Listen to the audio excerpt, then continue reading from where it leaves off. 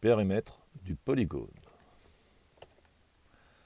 Le périmètre. Alors, tout d'abord, la définition du périmètre. Un peu de vocabulaire. Le périmètre, péri qui veut dire autour, mètre, la longueur ou la mesure.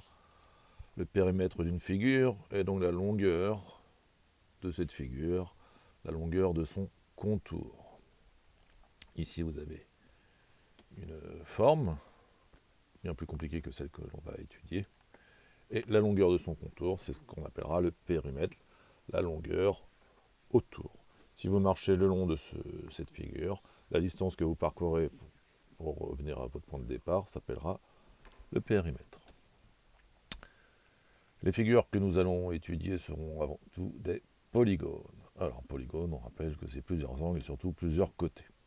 Ici, vous avez un polygone qui a 4 côtés. Et le périmètre de ce polygone est égal à la somme des longueurs de ses côtés. Donc, nous allons faire le premier côté, plus le deuxième côté, plus le troisième côté, plus le quatrième côté, concernant ces longueurs de plus 1 plus 1, ce qui fait 16. 16 quoi? Eh bien, dans l'unité du dessin, si ça avait été des centimètres, nous aurions ici des centimètres, 16 centimètres. Concernant le cas particulier d'un polygone régulier, régulier pour ses longueurs. C'est-à-dire qu'ici, ce polygone a tous ses côtés identiques, ce qui est marqué par le codage, les petits ronds partout. Tous ces côtés étant égaux, eh ben, il suffit de faire la longueur d'un côté multipliée par le nombre de côtés. Ici, nous avons 5 côtés. Nous multiplions par la longueur d'un côté qui fait 4. 5 fois 4, 20.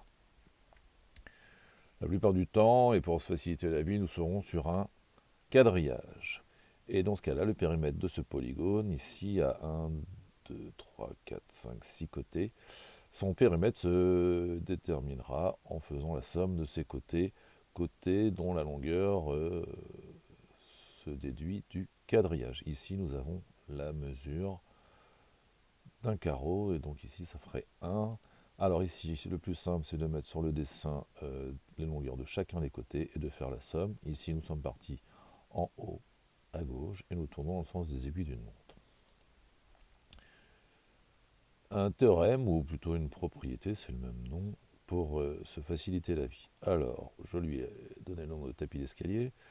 Dans les immeubles, des fois, vous avez un tapis sur l'escalier fixé ici dans les coins intérieurs pour pas que le tapis se déroule quand on marche dessus.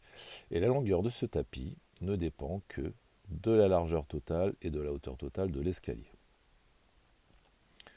La longueur totale bleue est en fait la longueur totale rouge. Et il est évident qu'il est plus simple de calculer la longueur le long du chemin rouge que le long du chemin bleu. Alors pourquoi ce que je dis là est vrai? Alors attention, il faut que le tapis ne fasse que monter ou qu'avancer. Si c'est un escalier qui monte puis qui redescend, il faudra le faire en 2 parties. Et si je regarde toutes les avancées, c'est les traits rouges. Et si je les fais tous tomber au sol, c'est égal à la largeur rouge. Et toutes les montées correspondent à la hauteur totale, à savoir toutes les petites montées bleues. Si je les mets toutes à droite, ça correspond à la hauteur bleue. Donc tous les traits rouges, c'est la largeur, tous les traits bleus, c'est la hauteur. Et donc la longueur totale, ça sera la largeur plus la hauteur. À quoi ça peut servir? Ici, on a toujours notre forme avec 6 côtés, je crois. Et on peut la déformer en partant du coin en haut à gauche et en allant au coin à droite ou juste au-dessus si vous voulez, et ben on peut le déformer pour faire un tapis plus simple.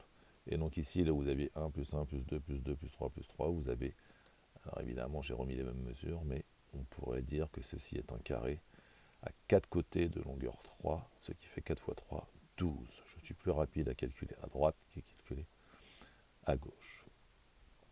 Les formules de calcul de périmètre. Alors pour certaines figures simples et particulières, on a des formules permettant de se faciliter la vie plutôt que de faire la somme d'un côté plus la somme du prochain.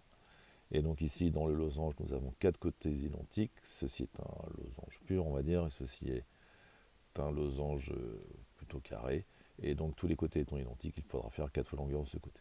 Ce côté-ci, si on l'appelle C, ou si sa longueur c'est C, c'est pour côté, et bien on fera 4 fois cette longueur-ci. Dans le triangle équilatéral, c'est exactement la même chose, sauf qu'il n'y aura plus que 3 côtés. Le rectangle n'a pas tous ses côtés égaux, mais les côtés opposés égaux, donc les deux côtés rouges sont égaux. Ce sont les longueur, et les deux côtés bleus sont égaux, ça s'appellerait la largeur, et donc vous avez deux longueurs plus deux largeurs. Si on utilise les lettres, ça fait 2 fois grand L pour la longueur, et 2 fois petit l pour la largeur. On peut, si on sait, écrire sans parenthèse, et on peut aussi écrire sans signe de multiplication, si on les connaît. On peut aussi le faire d'une autre façon.